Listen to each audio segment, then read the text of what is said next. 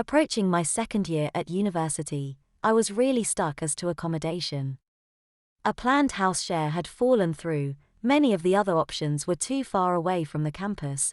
I was a music student and needed to practice regularly, and there was no space left in the halls of residence. Finally, I came across a small ad in a newsagent advertising a room. The positives: it was cheap and about 2 minutes walk from the rehearsal rooms. The negatives: it was in a family home, and that didn't quite fit in with my bohemian aspirations of student independence. I finally decided to call the number on the card anyway. As I say, things were getting desperate and I had nowhere else to go once the term ended.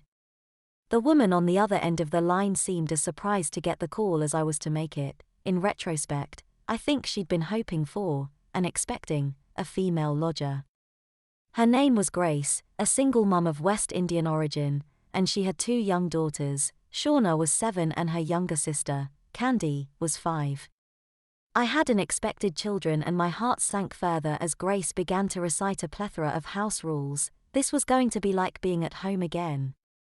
The room itself was fairly large, with a desk suitable for studying, but there was no en suite, so I would have to use the family bathroom and toilet like everyone else. In the end, I only took it because of that nagging voice within, telling me I had no other choice. The children were mixed race. Their white father had left for another woman, I gathered later, and he had no contact with his original family. Both girls were prone to giggling but were generally amiable and well-behaved. I guessed Grace kept them on a pretty tight rein. I'd only been living there for a couple of weeks when it happened. We had just finished dinner, during which Candy had been pretty obnoxious, and as her bedtime approached, she overstepped the mark once too often.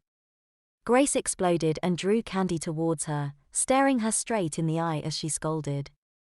For a moment, I thought that would the end of it and the girl would be simply sent to bed.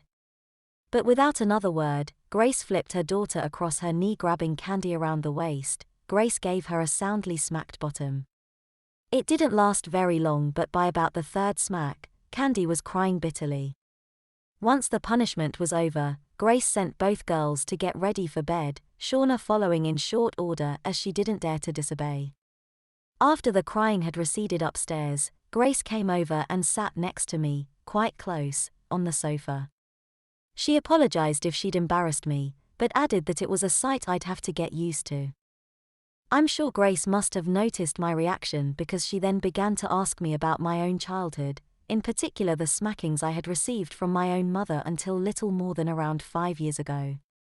She asked me about my spankings in great detail and I found myself blushingly mortified. I was relieved in all senses of the word when she finally went off.